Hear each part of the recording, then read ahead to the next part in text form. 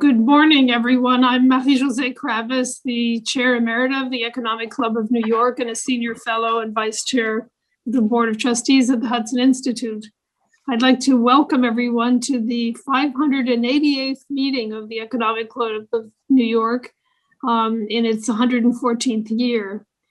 Today's meeting is very special as we're continuing our partnership, which we began 4 years ago with the Consulates General of Canada and the Consul General of France in New York, to come together and highlight the role of public and private sectors cooperation in accelerating gender parity in the workplace.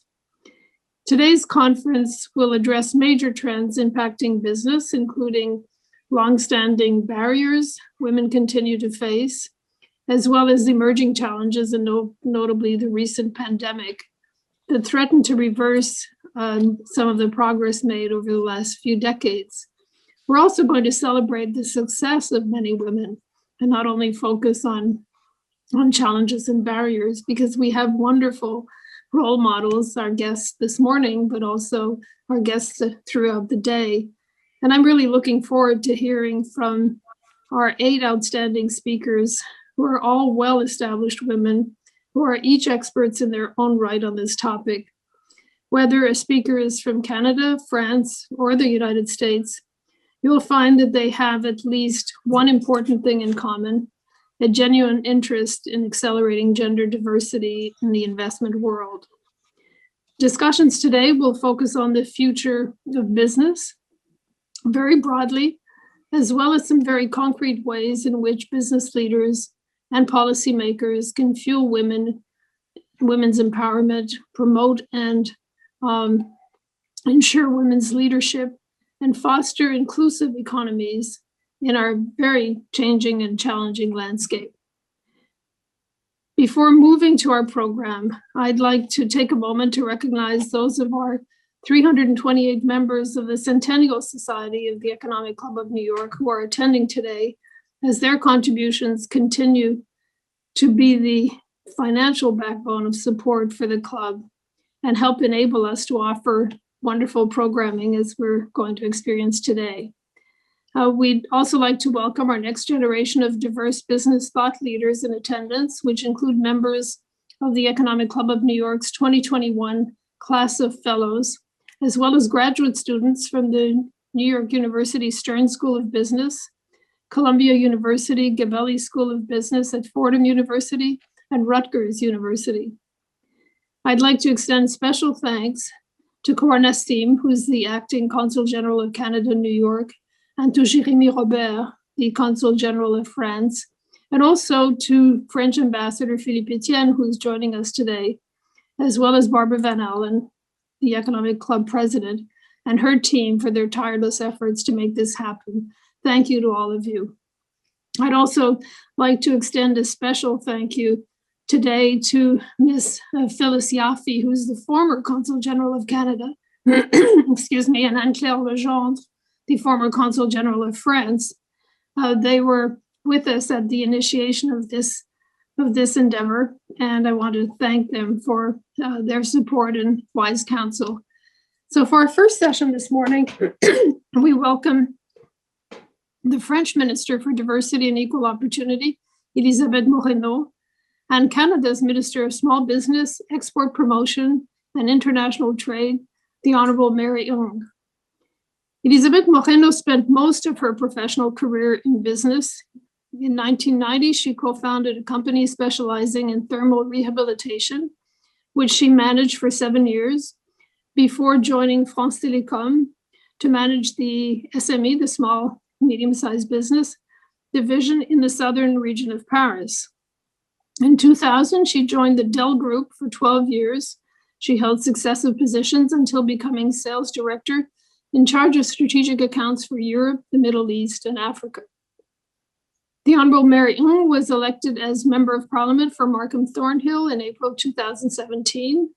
She is a devoted community leader who's always believed in the power of public service. She has 20 years of experience in the areas of education, women's leadership, job creation, and entrepreneurship. The session will be a conversation, which I'm delighted to moderate. And with no further ado, let's give the chance to our panelists, our ministers, to tell us let's start with the big picture, and then we can dive down. Tell us in strategic terms what you think are the two or three or four main issues on which you intend to focus to advance women in business. So I'll start with Minister Henry, to you. Merci beaucoup. Thank you so much, Marie-Josèe. It's wonderful to be with you, indeed, the entire Economic Club, and thank you everyone who is joining us today, and particularly to the wonderful young people who are here. It is terrific that you're bringing sort of an inclusive group together for this very important conversation, and it is really my honor to also be here with my colleague, the Minister from France, Minister Moreno. And it's terrific because she and I get to see each other here before I see a number of terrific women entrepreneurs who are going to be going to France on a trade mission just a little in a few weeks from now. So I'll be on the ground in France, albeit virtually. But to the question that you raised, Marie-Josèe, we know that there absolutely needs to be a role for governments to play with respect to leveling the playing field, if you will. Certainly during this pandemic, you are seeing the direct impacts that the pandemic has had on women. I, of course, serve on a cabinet with a prime minister who is a self-declared feminist prime minister, and around the cabinet table, so the decision-making table of the country, is 50% women and the other 50% men. So representation absolutely matters in terms of us as a government taking the steps necessary to deal with gender equity.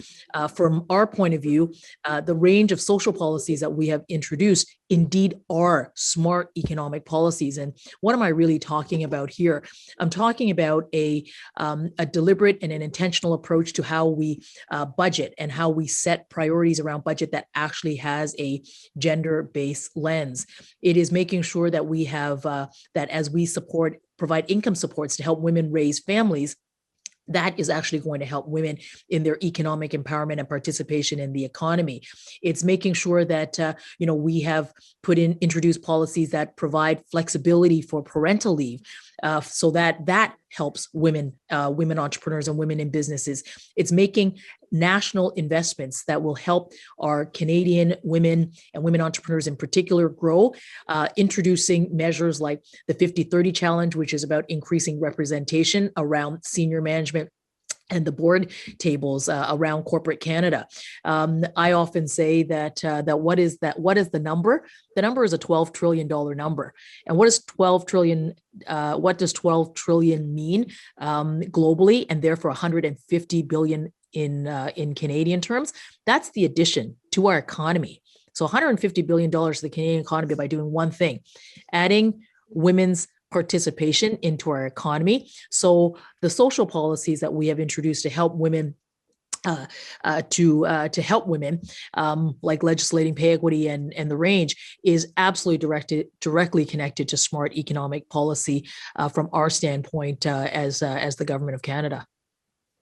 So I don't know if we've lost Minister Moreno. I don't see her on the screen. How was it? You're with us. Wonderful. What a wonderful apparition. So I was asking about the two or three. Éloignez-vous, on vous voit dans la caméra, s'il vous plaît.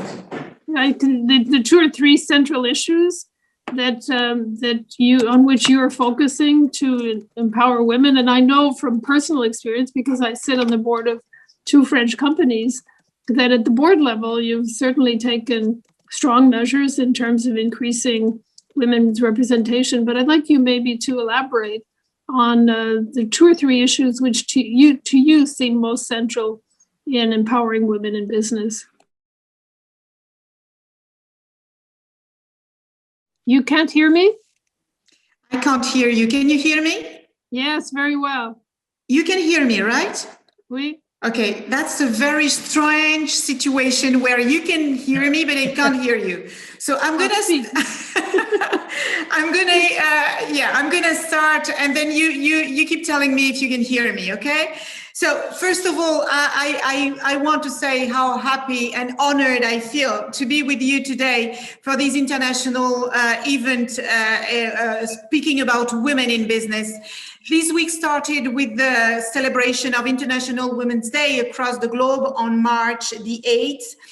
And I want to start with this statement. According to the World Economic Forum, it will take 257 years to close the economic gender gap globally.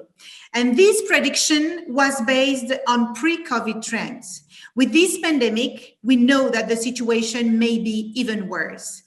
Although the International Women's Day creates an opportunity to emphasize each year the importance of the fight for gender equality, we need to pursue that fight every single day of the year, and we have to push it further and faster.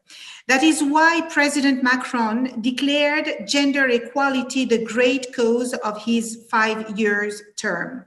One of the most powerful levers to accelerate towards gender equality is the economic empowerment of women, which will give them the means to be independent and to make their very own decisions. So how do we get there? Female workers in France are still earning 9% less than their male counterpart for a strictly equivalent role. To reduce the gender gap pay, France has implemented a mandatory measurement of equal pay in 2018 called the Professional Equality Index, which has to be published every year by all companies counting more than 50 employees. In addition, companies have to take the necessary measures to correct inequalities, or they can be fined. We must also increase the share of women in executive positions. France is now one of the leading nations when it comes to give women access to the boardrooms, with 45% female representation among all board members. How did we do it? By imposing a mandatory 40% gender representation quota to large companies through a specific law. We must also commit to facilitate the access of women entrepreneurs to financing. In France, for instance, only 21% of startups are created by female talents, and 84% of funding go to male-created businesses. While the numbers may differ in each country, this is a universal issue or opportunity in our developed economies. I would also like to finish this short introduction to underline how important it is to protect women during and after the COVID crisis from an economic standpoint. Women are in the front line during the pandemic.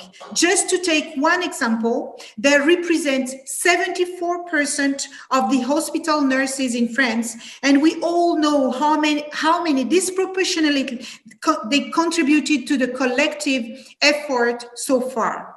It was therefore essential to protect them from the economic impact of this crisis. In France, we have put in place one of the most protective short-time work scheme to preserve employees' wages and avoid massive layoffs. Women, as men, were therefore able to retain their job. The situation of women was also facilitated lately because our school stayed open during the second lockdown.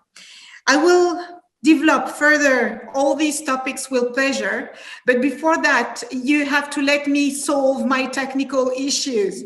So, Marie-Josèe and dear Marie-Angie, I'm sorry, I'm going to disconnect and I will come back as soon as I can. I'm very sorry for that. I'll come back as soon as I can. Thank you. Thank you. So I guess we'll go back to Canada. And can everyone hear? You can hear me. Okay. Yes, I can hear you. because I noticed that Minister Moreno couldn't hear me. So maybe we could expand on some of the points that you raised. I know that this week you were with the Prime Minister and talking about Canada's feminist response and recovery.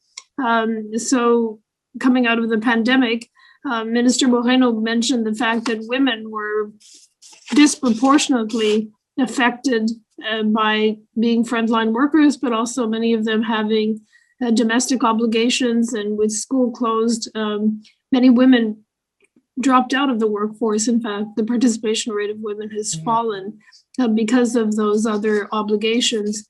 And I'm wondering what specifically, school opening is certainly one policy, but what specifically are you thinking in terms of this feminist response and recovery?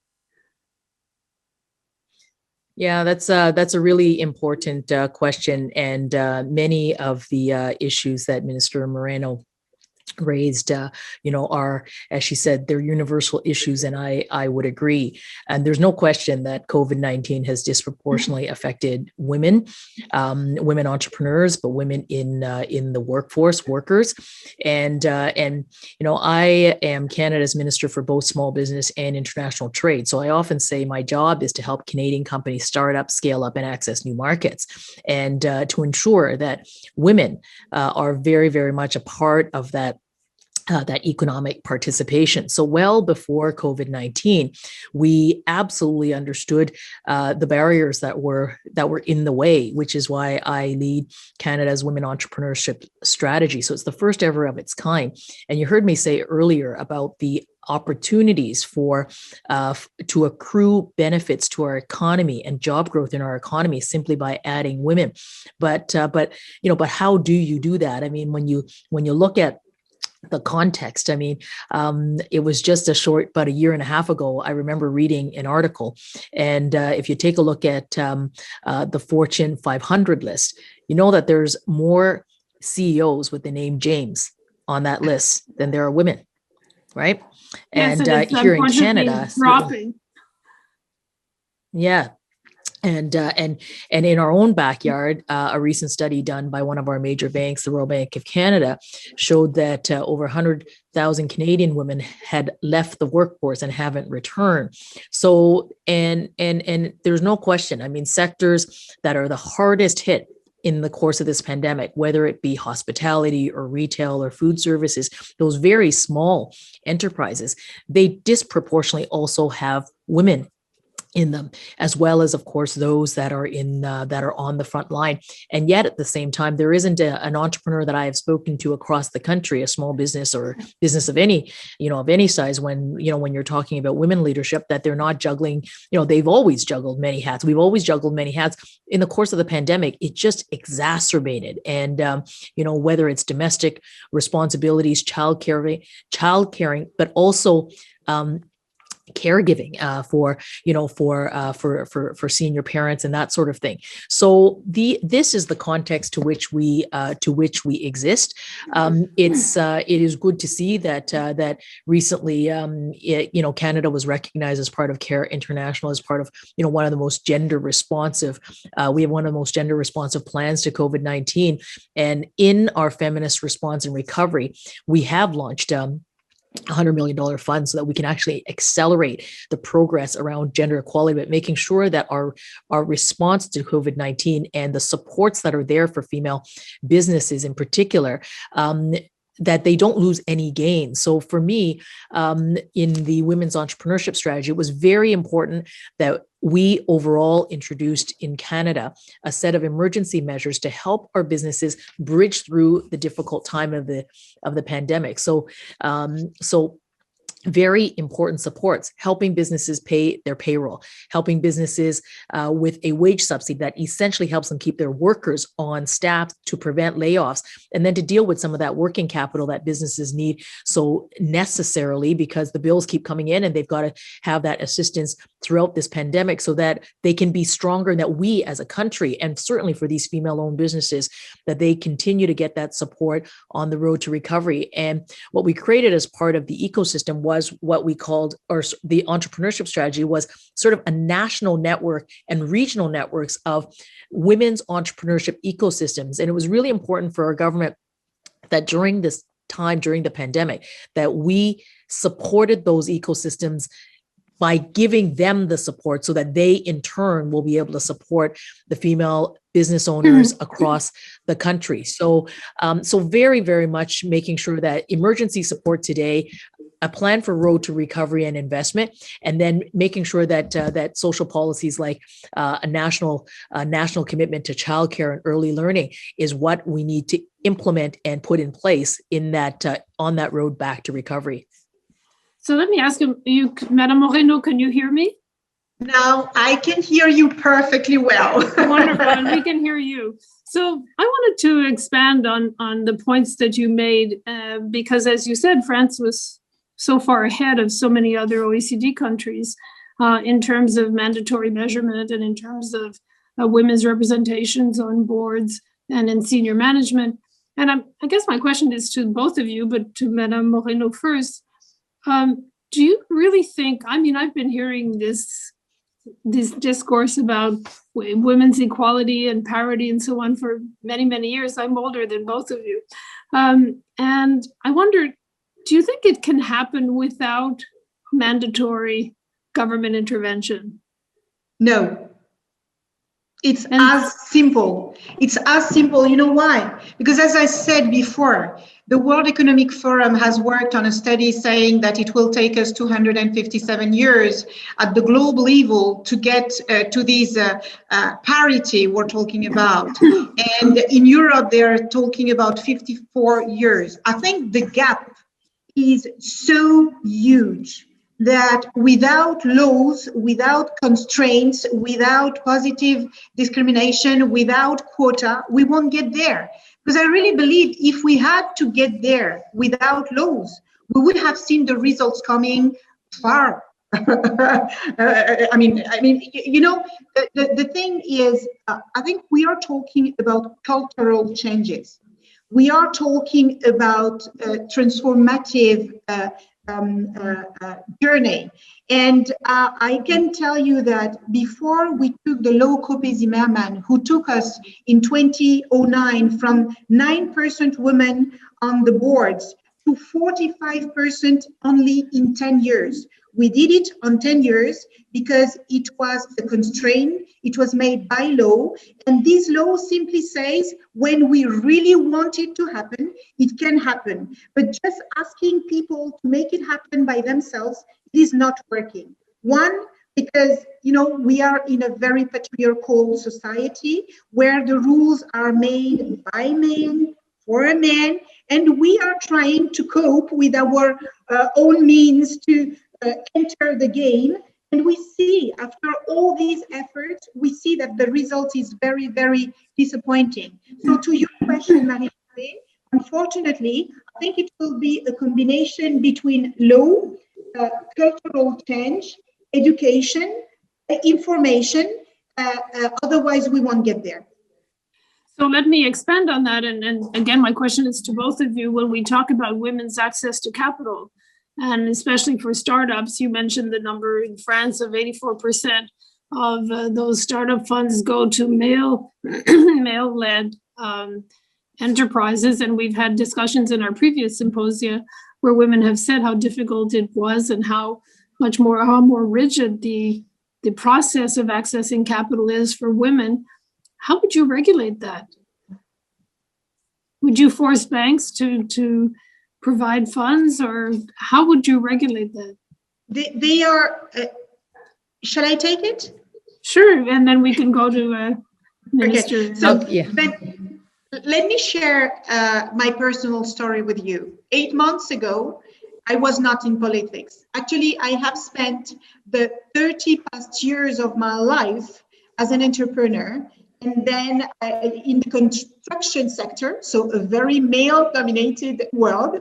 And I moved to the tech world, again, a very dominated, male-dominated environment.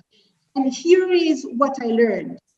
Women have it in themselves to overcome the determinism and the stereotypes associated to these.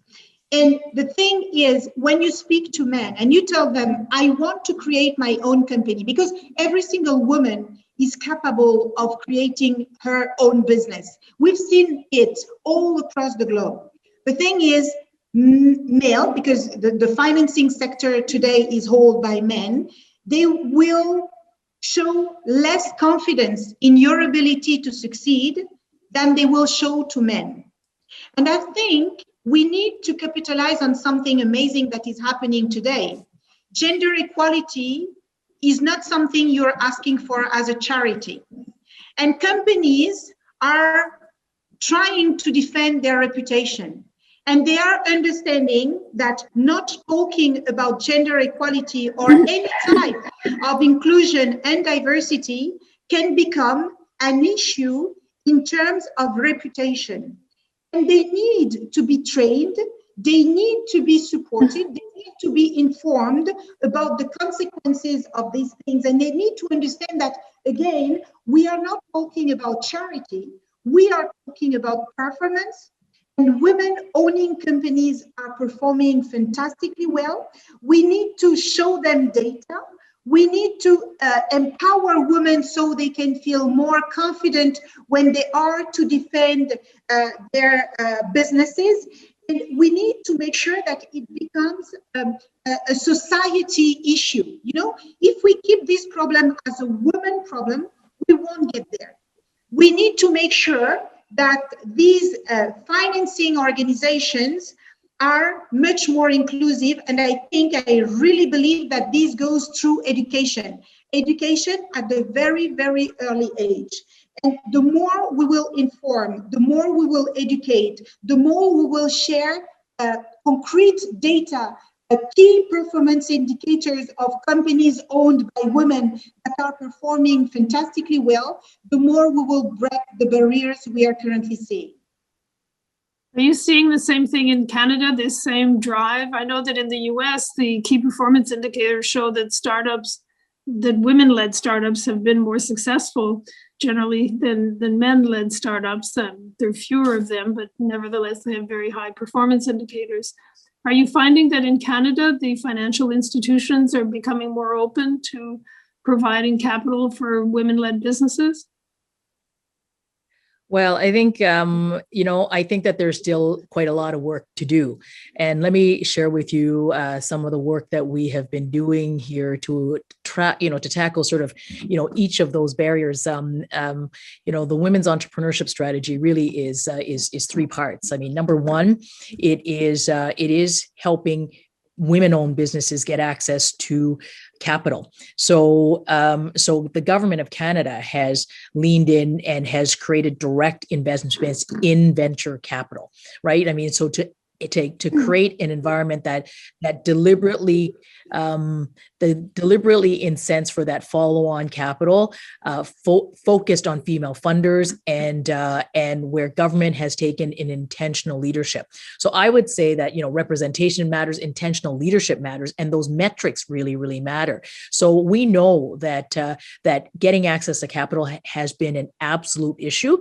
So one part is, as I said, the government of Canada leaning in and being a part of, being an investor, a key investor in stimulating venture capital. The other is direct funding to female-owned entrepreneurs. So as part of the strategy, our crown corporations in the Business Development Bank of Canada or Export Development Canada, there are deliberate streams in there to focus on direct funding, direct financing to female-owned entrepreneurs, and we've also provided direct funding for those businesses where we want to see that growth and where they've already are on a track to growth, but it really is about helping them scale. So export-oriented businesses where government of Canada puts in, some direct funding as a way of being able to, sort of push that growth. And working with Canada's financial institutions, absolutely. I mean, one of the things that we've been also doing as part of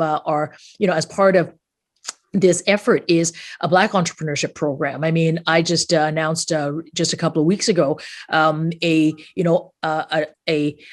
loan fund administrator that is made up of a collection of Black-owned business organizations who is sitting in the driver's seat, who are going to be the loan administrators for the government of Canada's portion of their contribution, $30 million contribution. But at the table is Canada's financial institutions and the banks and credit unions. So Canada, for example, in that instance, only put in $30 million. The financial institutions put in, about 130, but they're at the table to co-develop a way to reduce and look at the barriers that exist today. And some of that intersectionality is going to be women entrepreneurs, but also Black-owned, Black-led businesses as well. So that intentionality around lending and being very deliberate around the government sort of being investor first as a way of being able to contribute and then bring the others along. We have to be able to bring the others along. I mean, Canada's financial institutions have to be a part of that solution, and we're working steadfastly with them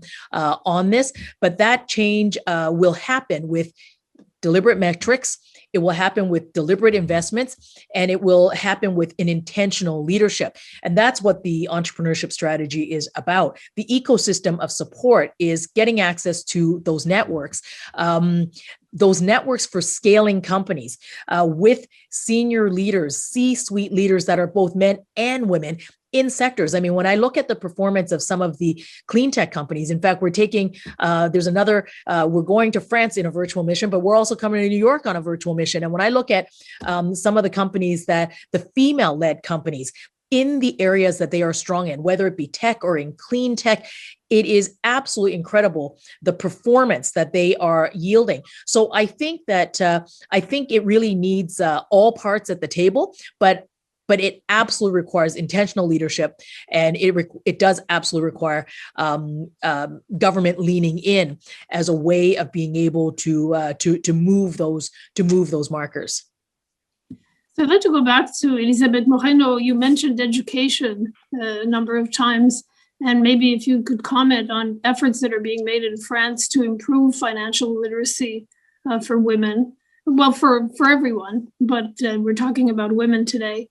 And maybe also if you could, on this very specific situation which we're living in, which is very controversial in many countries, explain how you were able, after the first lockdown, to keep your schools open and therefore to provide that additional support for women who have children especially in elementary schools and who require surveillance and guidance and so on. So perhaps first just on the general question of financial literacy, and then if you could tell us about your specific experience with keeping schools open and how that's helped women.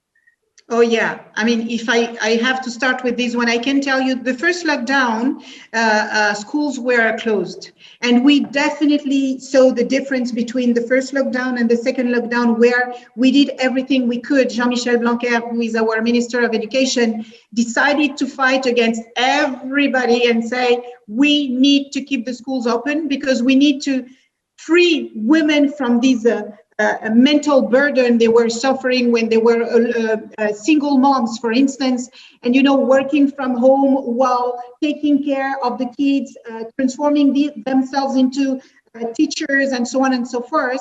And I can tell you this experience has been fantastically positive, not only from the business perspective. Companies were happy to see women getting back to work in a normal manner. For the women and also for the men, because I need to include the men in this story. Although during the confinement we realized that 70% of the domestic tasks were still handled by women. So they were not only professionals, but they were mothers, they were teachers. So I can tell you that it made a huge difference when we did not close the schools, and we are close to the third lockdown because the situation is really, really tense. But we are convinced that keeping kids at school, also because, for some kids, being at school was the best way not to give up on their annual education. And for many young students, being at school gave them this structure they needed in order to pursue a kind of normal life, you see? So it had many, many, many positive impact, not only for women, for men, but also for the kids, as well as companies overall. Now, to your question regarding education, you know, I think we still have to admit that women are suffering a huge self-censorship mental attitude. I mean, I think, you know, we can speak about every law, we can speak about every regulation, we can speak about every effort the country, I mean, public institutions will make. But if you do not give women the right to dare taking their lives on hands, it will not work. I read a recent study saying that 60% of the women in our country are lacking self-confidence and self-esteem. And we all know how critical it is to have sufficient self-esteem and self-confidence to become an entrepreneur or to handle huge responsibilities in any organization. And I think that the most important thing we need to do with girls, with women today, is to help them gain self-confidence. And this starts at home with the way their parents are educating them. It continues at school when you have teachers to whom you say, I want to become the best scientific person in the world, and he will tell you, are you sure this is not made for you? You know, this kind of very basic, how to say, sexist approach of jobs, gender, you know, qualification of positions and so on. I think this is really harming us far more than any lack of regulation or anything you want. I think the change in our own mentality and telling these young girls that everything is possible, this will really make the difference. And we can't just afford speaking about it. We need to make it happen. And just to give you one concrete example, giving the chance to girls to discover all the possible jobs that can exist at an early age will give them the opportunity to try something different from being nurse or a teacher. You see what I mean? And this is something we are currently doing in France, you know, promoting different types of roles. Starting 12, 13 years old, you can start discovering different type of works. You can spend a week in a company in industry, engineering, tech, and so on and so forth. So you can realize that this male-dominated world is not as male as you can imagine. So unfortunately, we're running out of time, but I'd like to give the Minister a chance to maybe comment one last question, and it ties into the last comment of Elisabeth Moreno. Aren't women allowed to trip and to fail and to pick up and to still have the respect of their business colleagues? It happens with men all the time. The answer is yes. And you got to create those environments and that culture to enable that to happen. I often talk about, you need to see her to be her, and look at this screen today of Marie-Josèe, you, me, and Elisabeth. I mean, just a couple of days ago, as part of International Women's Week, we had Daughters of the Vote. So typically, I mean, this year it's done virtually, but typically I would see in my seat in the House of Commons, a young girl, a young high school student who is sitting in that seat. She needs to see that it's her, like this is her future. And when I think about, our action, we have a plan for relaunching the economy. But in Canada, it is headed by the Deputy Prime Minister, but Canada's first female finance minister, who just put this great task force together of exceptional women leaders in business, but literally across all sectors. teaching young people how to code and making sure that that in their development and in their growth, they are looking at careers that are not limiting. In fact, the door is wide open. And for me as the international trade minister, working across the world, I mean, with France, I mean, the commitment that both President Macron and Prime Minister Trudeau made around, around the commitment to gender. It's terrific to see that, that in this week, I mean, both Canada and the US have announced new task forces, the one I just talked about on promoting women in the economy. We are working across, not only in our own countries, but we need to work with sort of, partners around the world to enable what I call inclusive trade. I mean, what good are our trade agreements unless they yield to the benefits of everyone? And who's everyone? 50% of the population that are women. So we've got to be able to keep doing this work.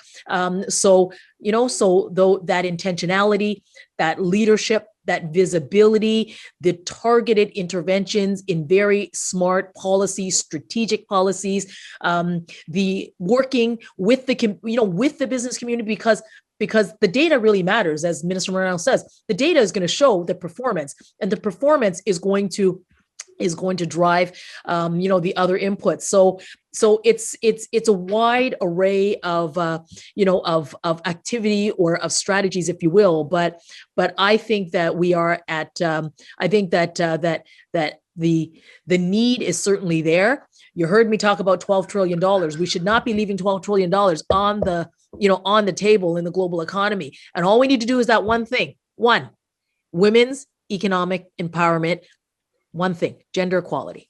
Absolutely. Hey, Marie-Josèe, please let me echo on what Marie-Angie said. It is absolutely wonderful. I think we shouldn't neglect the power of role modeling. The world is made of fantastic, powerful women.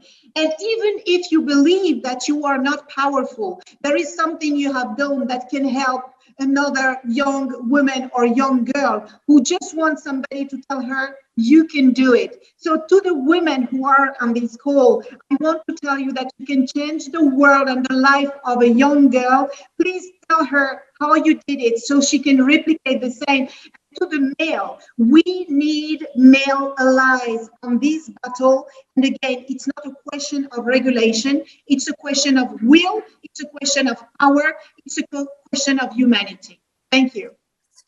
I can't think of a better way to begin our discussions today, and really to set the theme for the rest of the symposium. So I want to thank both ministers for their time and their candor and their wisdom. So thank you very much. This is the end of our first session of the day. Our next session starts at 11:15 with our special guest, Chiara Corazza. And she is the Managing Director of the Women's Forum for the Economy and Society. And she will be here to discuss their G7 Call to Action report on key issues for an inclusive recovery, including guidance on how to promote gender equality, empower women in the workplace, the marketplace, and the community. So you should all have received the link to our second session, and I look forward to seeing you in about 25 minutes. So thank you so much. See you at 11:15. And to the 2 minutes again, thank you so much. Thank you so much, Marie-Josèe. Have a great session. Have a good one. Thank you. Bonjour. À bientôt. Bye-bye. Merci. Bye. Bye.